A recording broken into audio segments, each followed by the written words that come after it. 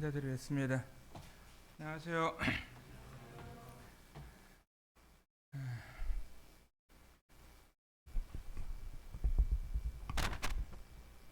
오늘 하나님 말씀 먼저 마태복음 11장 28절 29절 보겠습니다.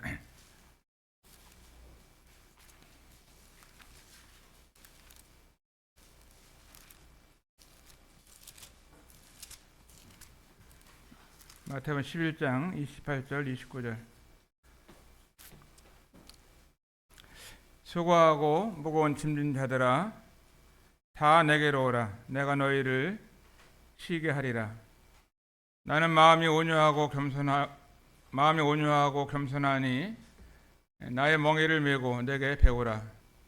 그러면 너희 마음이 쉼을 얻으리니 이는 내 멍에는 쉽고 내 짐은 가벼움이라 하시니라. 오늘 하나님 말씀 함께 나누면서 참된 안식, 참된 평안이라고 하는 이런 주제를 놓고 말씀을 드리기를 원합니다. 참된 안식, 참된 평안. 마태 11장 28절 29절을 보면은 수고하고 무거운 짐진 자들아 다 내게로 오라고 말씀하시고 계십니다. 이 세상에 있는 모든 사람들을 우리 주님께서는 다 초청을 하셨어요. 어떤 대통령이 초청한 것이 아니고 또 친구들이 초청한 것이 아니라 하나님께서 하나님 우리 주님께서 초청하셔서 수고하고 무거운 짐을 지고 가는 이 사람들, 우리 주님이 다 내게로 오라고, 예수님에게 오라고 말씀을 하셨습니다. 이 세상에 살고 있는 이 수많은 사람들은 모두가 수고하고 무거운 짐을 지고 가는 사람들입니다. 창세기에 나오는 아담과 하와부터 또 그 후로부터 태어난 모든 인생들은 수고하고 무거운 짐을 지고 살아가는 이와 같은 인생들인 것입니다. 어느 한 사람이라도 수고하지 아니하고 짐을 지지 않은 사람들은 없는 거예요. 모든 사람들이 다 이와 같이 수고하고 무거운 짐을 지고 가는데 이 무거운 짐은 죄의 짐인 것입니다. 그래서 이 무거운 짐, 죄의 짐을 지고 가다가 죽게 되면은 어떻게 되냐면은 죽은 후에는 심판이 있기 때문에 그 심판, 이 죄의 짐에 대한 심판을 받고 하늘나라 가지 못하고 그 죄의 짐을 해결하지 못했기 때문에 지옥에 들어가는 겁니다. 지옥에. 그래서 지옥에 가지 않도록 하기 위해서 우리 주님은 무거운 짐진 자들을 다 주님은 부르셔가지고 그 무거운 짐을 해결하기 위해서 부르시는 거예요. 아까 동탄교회 사회자님께서 동탄교회 얘기를 했지만 그곳에 보면은 어떤 노인들은 5시부터 동탄교회 오시는 분들이 있어요. 천안에서도 오고 광명에서도 오고 또 평택에서도 오고 또 서울에서도 오고 여러 지역에서 안산에서 가는 분들도 계시더라고요. 안산에서도 여러 명 가는데 한 5, 60명이 토요일 아침마다 동탄교회 와서 복음을 듣게 되는데 무거운 짐을 다 지고 가시는 분들이죠. 교회 생활은 하지만 종교 생활을 하지만 그 죄 문제를 해결하지 못하고 자기가 어떻게 하면 이 죄 문제를 해결할 수 있나 하면서 자기 노력과 자기 열심을 가지고 하는 분들이 많이 계십니다. 일반 교회를 다니시는 분들을 만나서 예수님 믿냐고 그러면은 믿는다고 얘기하잖아요. 믿는다. 그러면은 구원 받았냐 그러면은 어떻게 구원 받은 거 사람이 아느냐고 또 얘기를 하고 하늘나라 갈 수 있냐고 이렇게 물어보면은 갈 수 있다고 얘기하는 사람이 있는 것이 아니라 죽어봐야지 알지 어떻게 죽지도 않는데 하늘나라 가는지 안 가는지를 아냐고 이렇게 얘기를 하는 분들이 일반적으로 그렇게 얘기를 합니다. 이런 분들은 다 구원받지 못한 사람들이죠. 구원받은 사람들은 구원받은 것을 알고 또 하늘나라 갈 수 있는 분들은 하늘나라 가는 것을 아는 것입니다.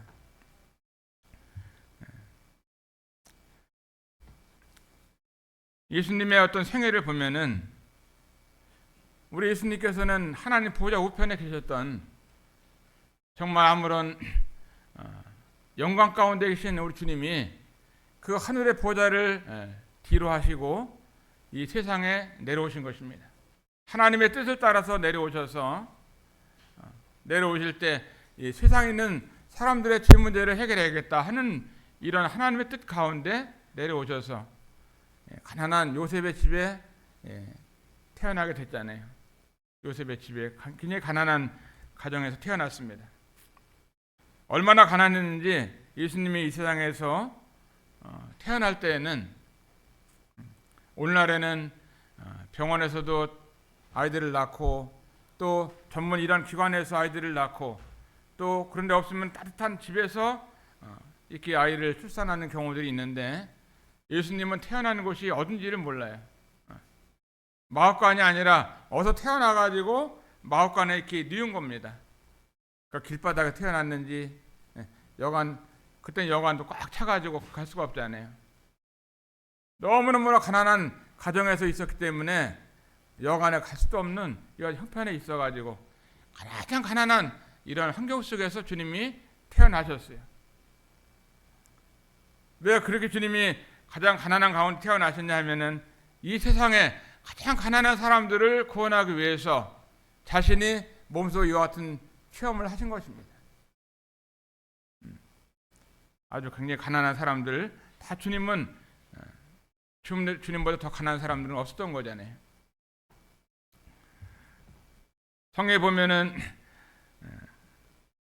아담이 하나님 앞에 죄를 짓고 하나님께서 아담아 어디 있느냐 이렇게 부르십니다. 인간과 하나님과의 관계 속에서 제일 먼저 오고 왔던 이 말씀은 하나님이 아담아 어디 있느냐 이렇게 부르셨어요. 아담아 어디 있느냐. 이 말씀은 지금도 수고하고 무거운 짐진 자들에게 주님이 부르시는 인생들아 지금 어디 있느냐 이렇게 물으시는 같은 물음인 것을 보게 됩니다. 그 참된 안식을 얻기 위해서는 주님 앞에 나와야 되는 거예요. 저나 여러분들이 지난날 가운데 수고하고 무거운 짐을 지고 이 땅을 살아갈 때 우리가 복음을 듣게 되고 주님을 소개받았을 때 우리가 주님 앞에 나올 수가 있었습니다. 구원받을 수가 있었던 거죠.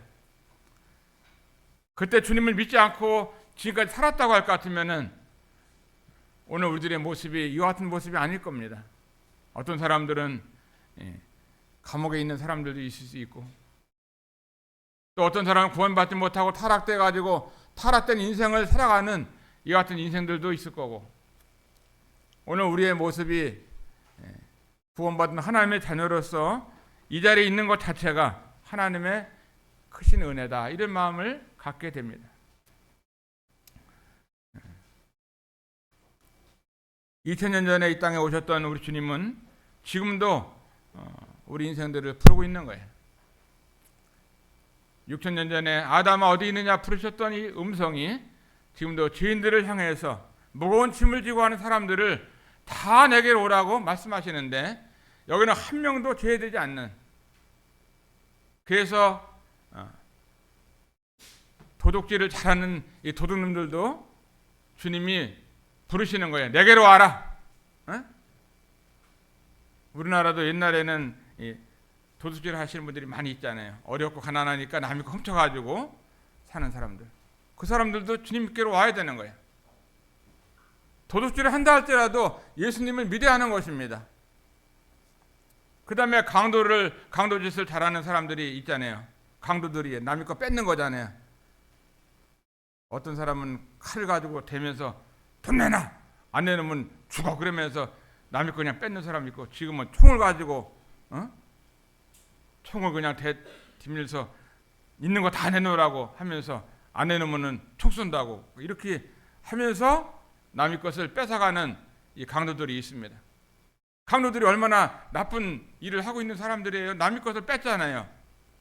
죄잖아요. 하나님 앞에 큰 죄를 짓는 겁니다. 죄인이면서도 죄를 짓고 이중적으로 지옥 갈 수밖에 없는, 신분적으로도 지옥 갈 수밖에 없는 이와 같은 강도짓을 하는 사람도 어떻게 해요? 다 주님 앞에 나와야 하는 겁니다.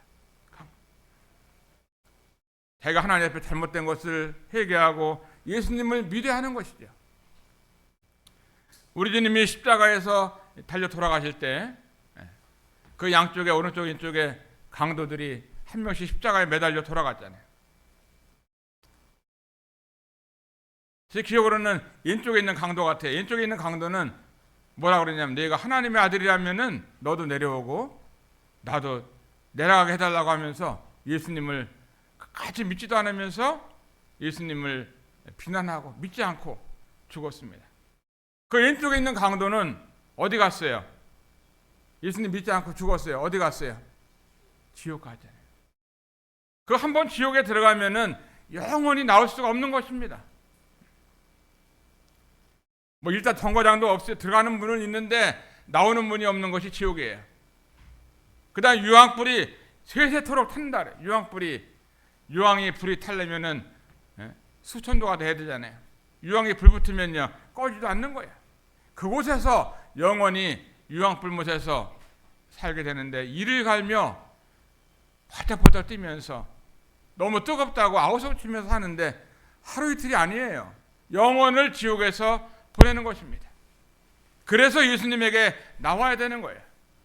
죄인인 것을 깨닫고 내가 도둑질을 하고 강도짓을 하고 예수님 믿지 아니하고 또 간음을 행하고 또 수많은 싸우기도 하고 하면서 수많은 죄를 진 모든 사람들이 주님 앞에 나와서 구원을 받아야 하는 것이, 이게 참된 안식을 얻는 것입니다. 우리나라도 보면은 교도소가 많이 있어요. 교도소에 누가 가냐면 죄진 사람들이 갑니다. 죄진 사람들이. 서대문 교도소, 영등포 교도소, 안양 교도소, 저쪽에 그 전주 교도소, 안산에도 여기 보면은 조암에 있는데도 발안에 교도소도 있고 교도소가 많이 있어요. 그런데 이곳에 간 모든 사람들이 다 죄인인데, 죄인이냐고 그러면 이제 교도소 온 사람들은 그래도 내가 죄를 졌다고 이렇게 하는 사람들이 있어요. 교도소에 있으니까. 그 사람들도 다 주님 앞에 나와야 하는 것입니다. 주님 앞에 나오지 않으면은 죽을 때까지 참된 안식이 없는 거예요.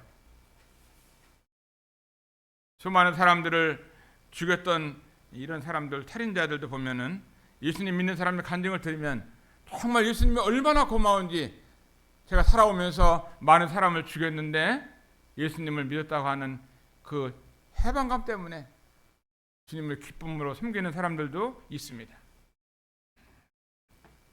대한민국 칼기범을 폭파했던 이 칼기범 폭파범도 예수님을 믿는 이와 같은 것을 보았어요. 김신조, 북한에서 넘어와가지고 청와대에서 대통령 죽이려고 했던 김신조도 예수님을 믿었잖아요. 죄인인 걸 알고 믿은 것입니다. 저는 그 십자가의 강도, 오른쪽에 있는 강도는 예수님이 마지막 십자가 죽으시는 모습을 보면서 정말 하나님의 아들이 아니라면 어떻게 저렇게 죽을 수 있을까? 자기 손에 못을 박는 사람들을 향해서, 발에 못을 박는 사람들을 향해서 저들을 용서해달라고 하는 예수님의 그 기도를 들으면서 한 강도는 마음 가운데 정말 저분이 하나님의 아들이구나 하는 것을 알았어요. 그 어디서 믿었냐? 예수님을 믿었는데 제가 마지막 죽어가면서 십자가 위에서 매달린 채로 예수님을 믿었어요. 죽기 전에 믿은 거죠. 죽기 전에. 당신의 나라 임하실 때에 나를 생각하소서 하면서 예수님을 죽기 전에 믿은 거예요. 참 잘한 거죠. 죽기 전에라도 예수님 믿는다는 것이 얼마나 잘한 건지 몰라요. 우리 기웅 형제가 외할머니가 제주도에 사는데 예수님 믿냐고 기웅이 엄마한테 물어봤어요. 그랬더니 교회는 다니는 건데 안 믿는 것 같아. 이번에 보니까 안 믿는다고 그랬는 거예요. 94세인데 안 믿으면 어떻게 되는 거예요? 95세, 90세 언젠가 돌아가게 되는데 내 사랑하는 외할머니가, 내 엄마가 예수님 믿지 않으면은 어떻게 되겠어요? 외할머니 간증문 좀 하나 받아갖고 와봐요. 믿나 안 믿나 보게. 기용이 제가 그렇게 하다가는 외할머니 지옥 가면 안 되잖아요. 어떻게 하는지 구조자들 연결해주고 또 전도자들 연결해서 복음 들을 수 있도록 하고 사랑하는 가족도 주님께 돌아올 수 있도록 해야 되는 것이 우리가 해야 되는 일들 아니겠어요. 여러 가지 용돈을 주고 잘하는 거 좋지만 정말 예수님 믿고 돌아갈 수 있도록 사랑하는 부모님들에게 그렇게 전도를 해야 됩니다. 자녀들에게도 전도해야 되고. 십자가에 매달렸던 이 강도는 십자가에서 예수님을 믿었어요. 그래서 오늘 내가 나와 함께 낙원에 있으리라고 예수님이 그 강도에게 얘기를 했습니다. 오른쪽 강도는 구원 받았나요? 안 받았나요? 받았어요? 받았죠. 예수님이 그랬잖아요. 네가 오늘 나와 함께 낙원에 있으리라고 예수님이 약속을 했기 때문에 그 강도는 구원 받았잖아요. 예수님 믿었습니다. 구원받는 것은 자기가 죄인인 것을 깨닫고 하나님 앞에 회개하고 예수님을 마음 가운데 영접할 때에 구원을 받는 거예요. 어떤 사람이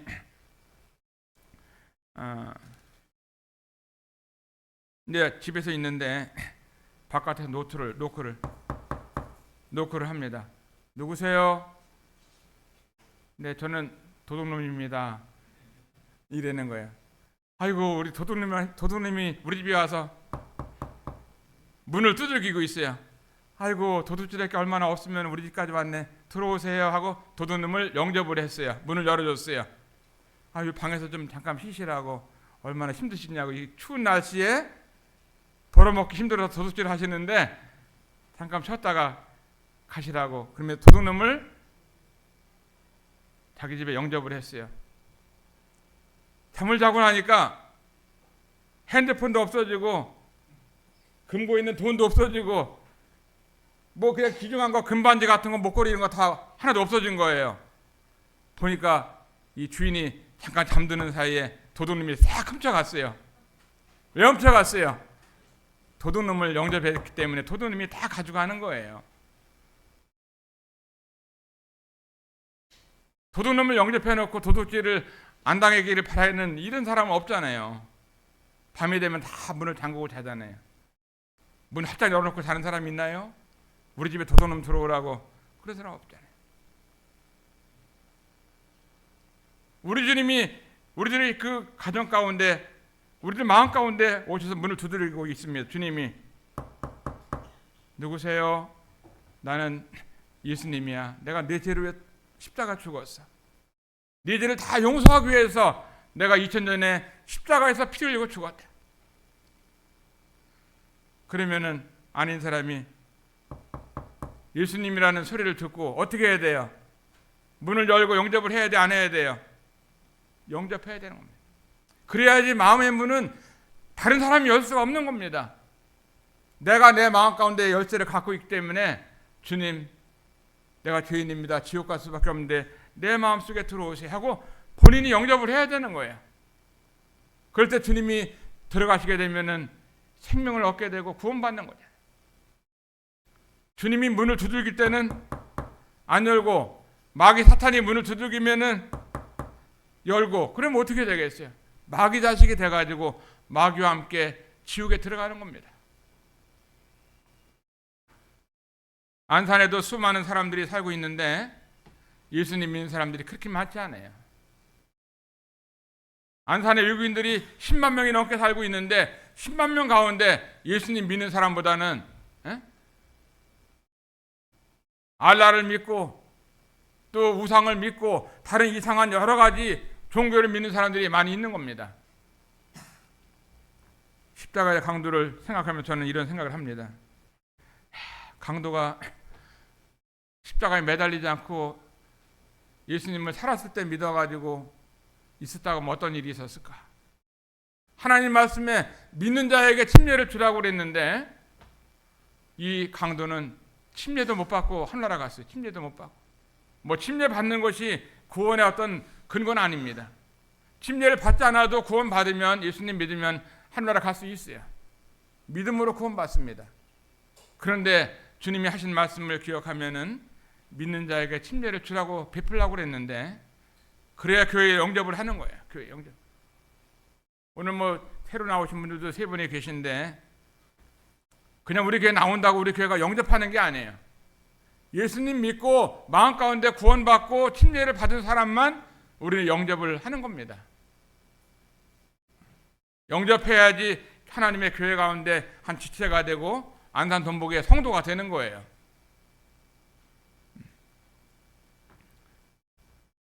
얼마나 안타깝게 자기를 위해서 그 십자가에서 죽어가면서까지 구원하신 그 주님이 첫 번째로 부탁하는 건 뭐냐? 물속에 들어가서 침례를 받아라 이렇게 말씀하는데 그 강도는 침례를 못 받고 가는 것이 딱 마음에 걸리더라고요. 제 마음속에. 여기 아직까지 예수님 믿는데 침례 받지 못하신 분들 계신가요? 나이가 어리든 많든 남자든 여자든 한국 사람이든 외국 사람이든 간에 구원받으면 첫 번째로 하나님 말씀에 순종해야 되는 것은 침례를 받는 거예요. 침례. 교회는 침례를 베풀고 겨울에 사람이 죽었어요. 겨울에 죽으면 장례식을 겨울 지나고 따뜻한 봄날에 장례식 하나요? 어떻게 겨울에 죽으면 겨울에 장례식 해야 돼요? 봄날에 해야 돼요? 아유 우리 아버지 너무 추워갖고 이건 뭐 장례식 해야 되면 힘들어. 몇 달 동안 아르목에다가 고이 모셔놓나요? 죽으면은 사람이 장례식을 하는 겁니다. 장례식. 너무 오랫동안 있으면은요 냄새 나가지고 안 돼. 살 수가 없는 겁니다.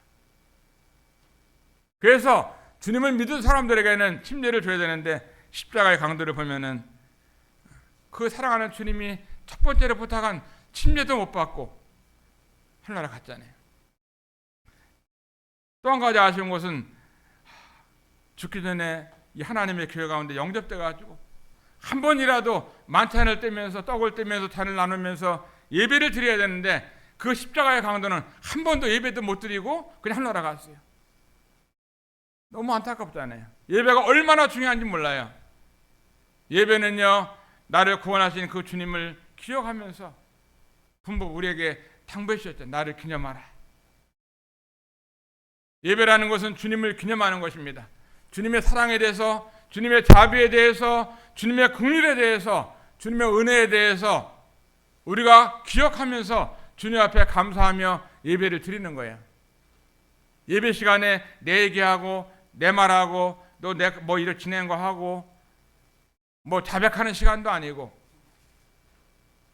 예배 시간은 하나님을 기억하면서 예배를 드리는 겁니다. 그분의 사랑이 어떠했는지, 그분의 용서가 얼마나 큰지, 그분의 긍휼하심이 얼마나 많은지, 그분의 온유하심이 얼마나 위대하신지 그러면서 주님을 기념하면서 드리는 것입니다. 설교 시간도 아니고 뭐 간구하는 것도 아니고 예배 시간은 감사를 드리는 겁니다. 그러면서 주님 앞에 나와서 예배를 드릴 때 우리가 주님 사랑하는 마음으로 가난한 과부가 주님 앞에 두렙돈을 드리는 것처럼 헌금을 드리잖아요. 헌금도 예배의 하나의 일부가 되는 거예요. 예배라는 것은 다 드리는 겁니다. 마음을 드리고 또 감사하고 또 헌물도 드리고 이렇게 하는 거예요. 근데 이 십자가에서 죽었던 강도는 구원받았지만 하늘나라 갔지만 한 번도 주님 앞에 감사 헌금을 한 번 드린 적이 없이 그냥 하늘나라 간 거예요. 그 상급이 있겠어요? 없겠어요? 한 번도 교회도 안 나가고 침례도 안 받고 헌금도 한 번 안 해보고 교제도 안 해보고 이렇게 주님 앞에 간 이 강도를 보면 너무나 안타깝더라고요. 어떻게 죽어도 그렇게 마지막 죽기 전에 그냥 하늘나라 가는 거 티켓만 딱 얻어갖고 갔는지. 어떤 사람들 그래요. 예수님 믿으세요. 그러면 지금 놀아야지. 지금 뭐 예수님 믿으면은 일요일날 맨날 교회 가서 앉아 있어야 되고 지금 막 놀러 가야 되는데 어디 지금 예수님 믿으면 담배도 못 피고 술도 못 먹고 또 노래방도 가서 노래도 해야 되는데 내 교회 다니면서 노래방 다니고 하기 싫어. 죽기 전날 바로 죽기 전에 내가 예수님 믿는다고 이런 사람이 있어요. 근데 죽는 날이 언젠지를 알아요. 자다가 심장마비로 하면 그냥 죽는 건데. 아니 뭐 폭탄 하나 맞으면 죽고 교통사고 나면 바로 죽잖아요. 심장마비 되면 죽는 겁니다. 어떤 심장학 박사가 얘기합니다. 심장이 어떻게 뛰냐 그러니까 심장 뛰는 게 다 리듬이 있는데 콩 다닥 하고 심장이 탁 잠깐 쓴대요. 하나님, 이 사람 심장 뛸까요 말까요? 그렇게 하나님께 물어본대요. 심장이 하나님을 향해서 콩 다닥 심장 뛸까요? 아직은 젊으니까 더 뛰어야지. 뛰어. 그러면은 다닥 이렇게 뛴대요. 그 다음에 또 이 심장이 자기 마음대로 막 뭐 불규칙하게 막 뛰고 그게 아니라 하나님께 물어본답니다. 하나님, 심장 더 뛸까요 말까요? 그 사람 하는 거 보니까 복음도 그렇게 많이 듣고 하나님을 믿어야 되는데 믿지도 않고 방해만 하고 하나님의 영광을 너무나 가리기 때문에 이제 그만 뛰어. 그러면은 딱 수업된다는 거예요. 그러면 심장마비로 딱 죽는 거예요. 아무리 뭐 심폐소생술해도 심장이 딱 끝나면 죽잖아요. 1분 안에 죽어요. 심장이 내 거 아니잖아요.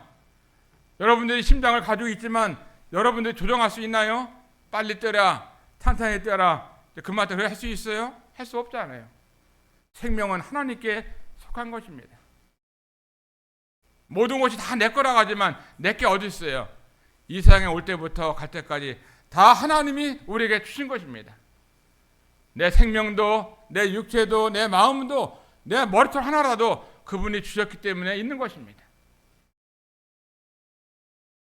우리는 살아있을 동안에 다 주님 앞에 나와야 되는 것입니다. 38년 된 안진병자에게 주님이 네 죄의 사함을 받았다고 이렇게 말씀하고 있어요. 병만 나은 것뿐만이 아니라 정말 내 죄의 사함을 받았느니라 주님이 문득병자에게 안진병에게 다 말씀하고 있잖아요. 인생의 가장 큰 문제는 뭐냐? 바로 이 죄의 문제라는 사실인 것입니다. 사랑하는 내 자녀들이, 내 부모들이, 내 할머니, 할아버지가 예수님 믿지 않고 이 땅을 떠난다고 하면은 영원한 이 지옥에서 영원을 고통을 받으며 사는 겁니다. 그 가장 인생의 가장 큰 문제는 구원의 문제요, 예수님을 믿느냐 안 믿느냐 이 문제입니다. 뭐 결혼 문제도 아니에요. 어디 좋은 대학을 갔느냐 이것도 아닙니다. 가장 중요한 것이 있다고 하면은 예수님을 믿느냐 안 믿느냐가 가장 중요한 거 아니겠어요? 그 나머지는 다 하나님의 보너스고 선물 아니겠어요? 로마서 3장 23절에 보면은 모든 사람이 죄를 범하였음에 하나님의 영광에 이르지 못하더니 모든 사람이 다 죄를 범했다고 하는 것입니다. 죄를 짓지 아니한 사람은 이 지구상에 한 사람도 없는 거예요. 아담으로부터 물려받은 모든 사람은 다 죄인인 것입니다. 그래서 성경에 보면은 모든 사람이 죄를 범했다고 말씀하고 있습니다. 죄를 지어서가 죄인이 아니라 죄인이기 때문에 죄를 짓는 거예요. 죄인이기 때문에 죄를 지면 이제 심판이 있는데 히브리서 9장 27절에 보면은 한 번 죽는 것은 사람에게 정하신 것이요. 한 번 죽는 것은 사람에게 정하신 것이요. 그 후에는 심판이 있으리니. 죽음으로 끝나는 것이 아니에요. 어떤 사람들은 그러잖아요. 죽으면 끝나는 거지. 뭐 죽은 다음에 지옥이 어디 있고 하나라가 어디 있냐고. 죽으면 끝나는 거라고 그럽니다. 저 중국에 있는 분들 많은 분들이 중국은 공산주의인데 공산주의는 뭐냐? 믿는 게 죽으면 끝나는 거예요. 맞나요? 저 그러잖아. 고개를 봐서 이게 중국 사람인데 죽으면 끝난다는 끝나긴 하나님 말씀에 보면은 죽은 다음에 심판이 있다고 말씀하고 있습니다. 이래서 예수님을 믿어야 하는 겁니다. 공산당 말이 맞아요? 예수님의 말씀이 맞아요? 예수님 말씀이 맞는 겁니다. 예수님 말씀은 모든 사람이 죄인이라고 말씀하시고 그 다음에 죽은 다음에는 심판이 있다고 말씀했어요. 이 심판을 받지 않으려고 할 것 같으면은 예수님을 미리미리 죽기 전에 다 믿어야 되는 겁니다. 이번에 우리가 이제 외국인 캠프를 하게 되는데 43차 올해 21년을 넘게 복음을 명절 때마다 구정 때 추석 때마다 복음을 전했어요. 이런 교회가 대한민국에 이게 있겠어요? 명절 때마다 복음 전하는 교회가 어디 있어요? 잘하고 못하는 건 두 번째고 명절 때마다 복음을 전한다는 것은 이건 대단한 거예요. 내가 볼 때. 저도 처갓집이 있고 뭐 여기 인사 다닐 때가 많이 있는데 명절 때 보통 못 가잖아요. 여기서 복음을 전하니까 외국 사람들 초청해서 또 음식도 해주고 복음도 전하고 하다 보면은 함께 하는 거예요. 명절 때마다 복음을 전하는데 올해 43회 됩니다. 중국인 강사로 이번에 중국에서 10년 동안 선교하셨던 우리 이상은 형제님, 또 그 아들과 함께 살면서 중국어를 잘 배워가지고 살던 이건 형제, 서울대학교 중문학과 나왔잖아요.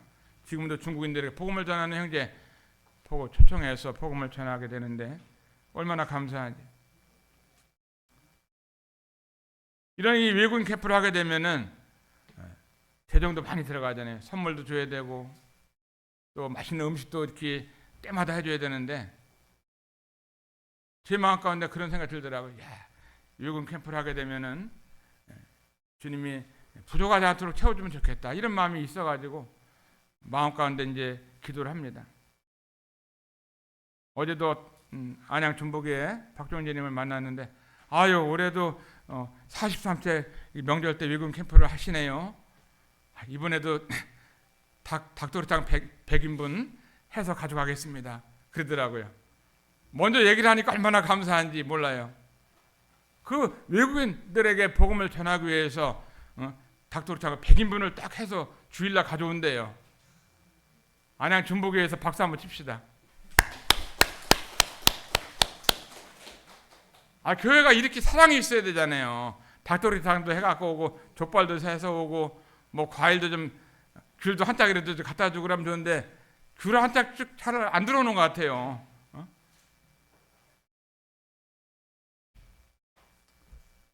근데 해마다리 보면은 조금이라도 관심을 갖고 헌금하는 이런 교회들이 있는데 교회들 가운데 오늘 아침에 서대문교회가 있는데 서대문교회도 형제님을 어제 만났어요. 그제 만났는데 우리 교회가 외국인교회 캠프하면은 서대문교회가 항상 이렇게 늘 헌금해 주는데 감사한데 잊지 말고선 헌금도 해주고 그러면 얼마나 좋냐. 그러니까 알았어요 그러더라고요.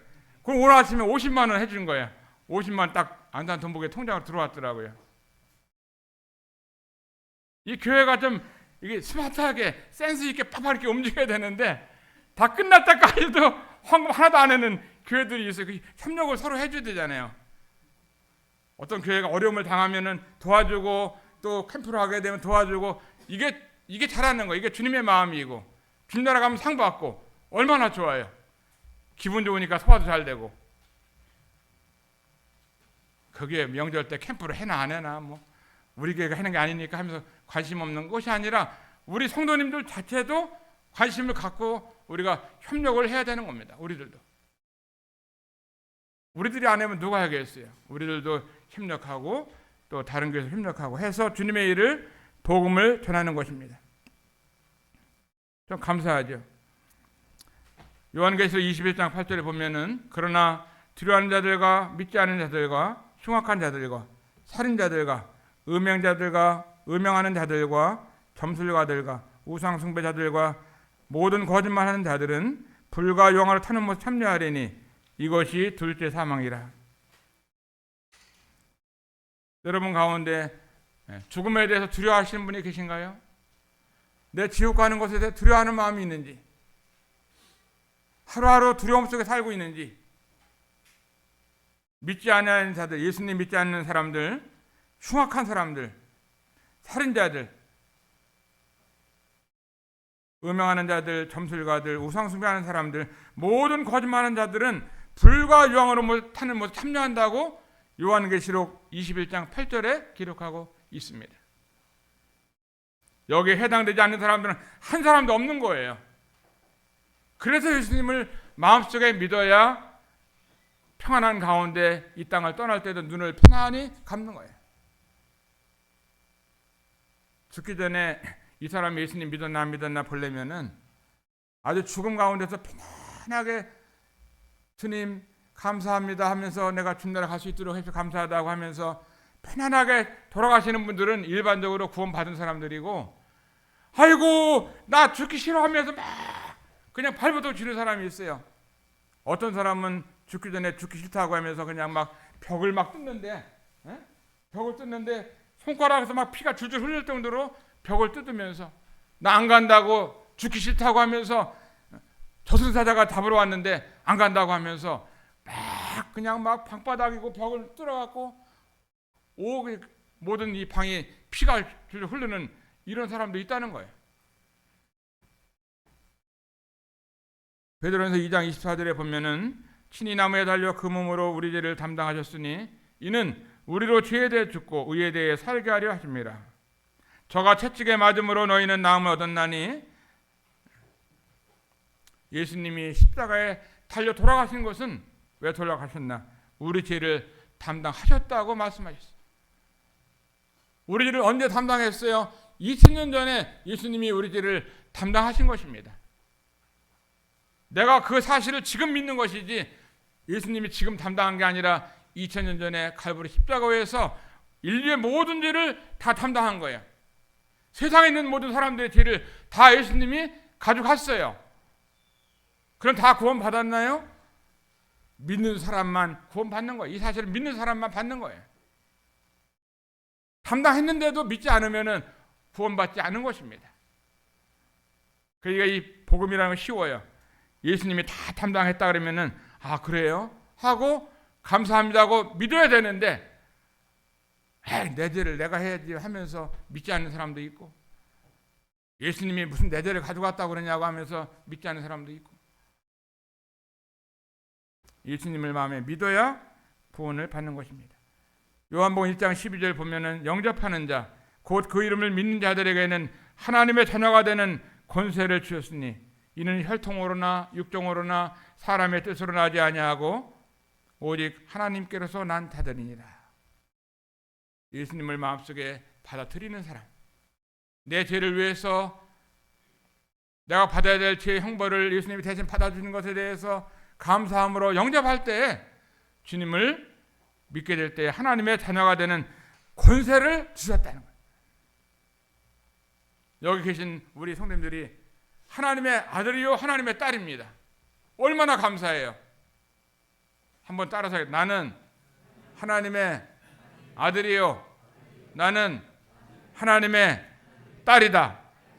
얼마나 좋아요. 하나님의 아들이고 하나님의 딸, 이것보다 더 귀한 의지가 있겠어요? 이런 권세가 있겠습니까? 대통령의 아들, 딸도 권세가 있는데 하나님의 아들이고 하나님의 딸이라는 것은 대단한 거 아니겠어요? 너무나 놀라운 신분을 우리에게 주신 겁니다. 하나님의 아들이고 하나님의 딸인 겁니다. 얼마나 놀라운 이 말씀인지 몰라요. 사도행전 20장 21절에 보면은 유대인과 헬라인들에게 하나님께 대한 회개와 우리 주 예수 그리스도에 대한 믿음을 증거한 것이라. 사도들이 복음을 전할 때 하나님께 대한 회개, 하나님 내가 하나님 앞에 하늘 앞에 죄를 지었습니다, 하나님 내 잘못했습니다 하고 하나님께 회개를 하는, 회개를, 복음을 이제 들은 사람이 먼저 하나님 앞에 내가 잘못했습니다, 저는 마귀의 자식이었습니다, 하나님을 지금까지 믿지 않았습니다, 하늘에서 비를 주시고 햇빛을 주시고 예수님을 보내주셨는데 그분을 믿지 않고 살았습니다 하고, 지금까지 잘못 살았습니다 하고 하나님께 대한 회개를 우리가 하는 것입니다. 그리고 어떻게 돼요? 예수 그리스도에 대한 믿음을 우리가 가지게 되는 것입니다. 두 가지, 예수님 믿기 전에 하나님께 대한 회개, 두 번째 예수 그리스도에 대한 믿음, 이것이 복음의 핵심이 되는 것입니다.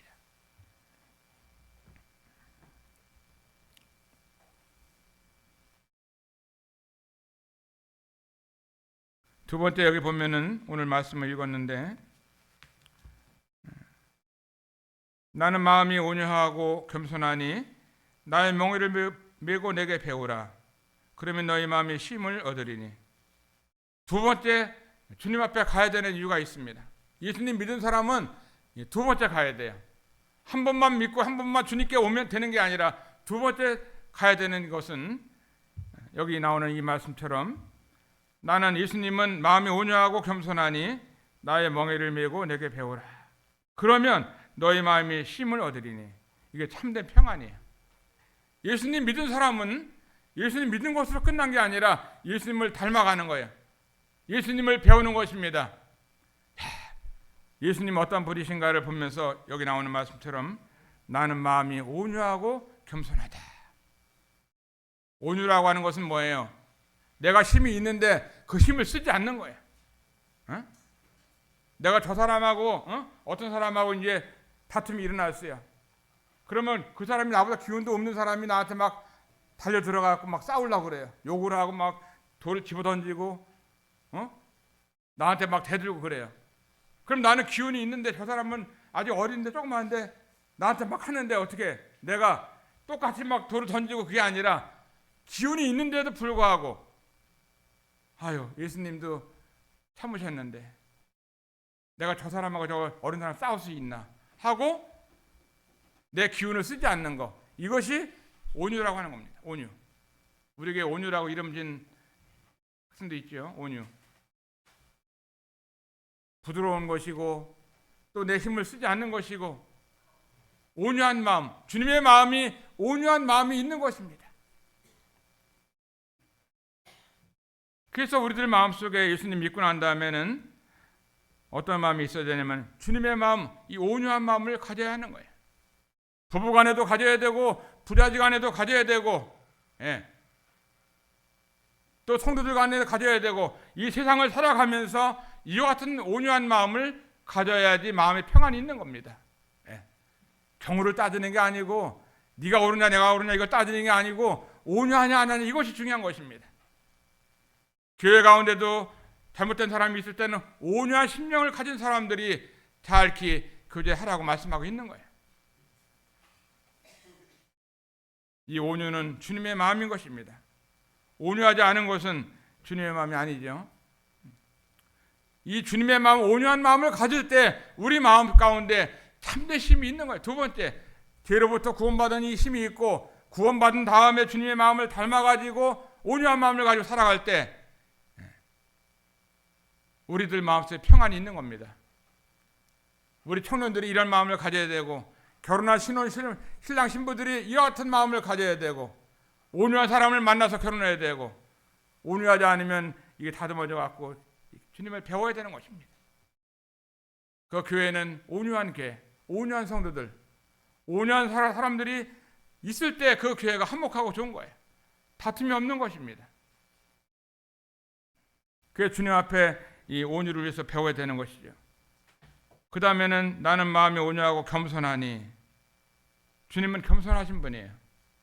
하나님보다 더 높아지려고 했던 사람이 누구냐? 영계가 있는 마귀 사탄이잖아요. 사탄.